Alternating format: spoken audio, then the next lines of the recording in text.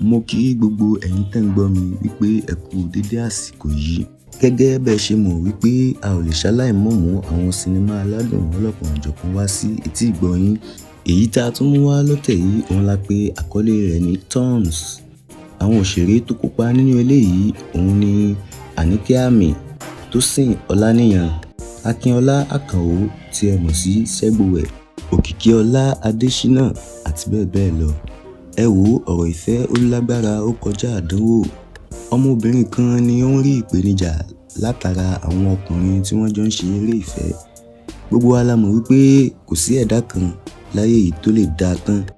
Ṣùgbọ́n ọmọbìnrin yìí tí ó bá ti rí àléébù kan tàbí èkejì látara àwọn ọkùnrin, níṣe ni ó máa ń tètè ká ọkàn kúrò lára wọn tí yóò sì tún tẹ̀síwájú nínú ìrìnàjò rẹ̀ nípa fífẹ́ ẹlòmíì.